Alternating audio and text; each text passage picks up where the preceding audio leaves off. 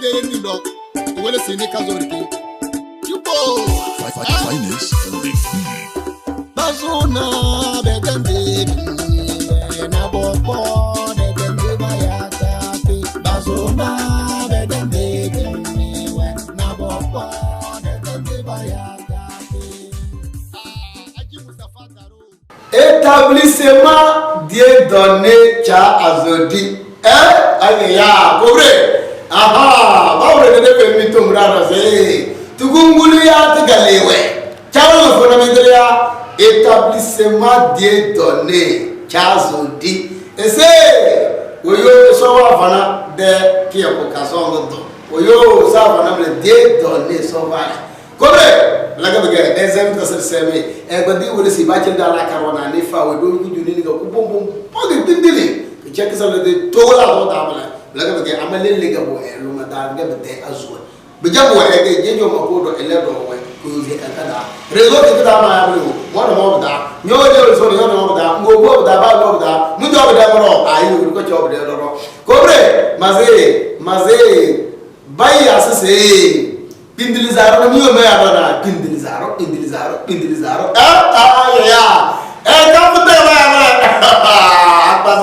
akbaza nyote lewe kaputa wale kore dogo kuna rasula le kujo ige menuiserie kazane ke kafuta ko boni ke chazo di blaga ke kore to mete ngaje mbem be na jana le seda wole ngana be de kana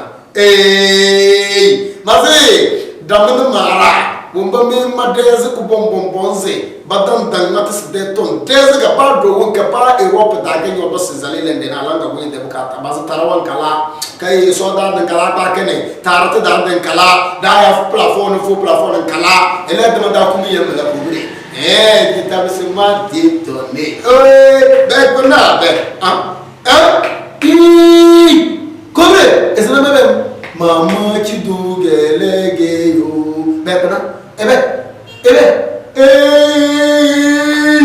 betarawa tinjele di mel tena te kawa tena te dasi che kobe tarawa mbele ru ya madana nyate nyata sundofu dana na ba na trika jara na yasu yu bele bele dana kaba we be sinja do tara na ngeska tena kinja na ko sama tara ki reke te tena no auto ala be do pinyo kuzwana jam do tara na auto ni ngam Madame Kinege, Binyanga, na Santani. Nous allons dans le Ase établissement détonné.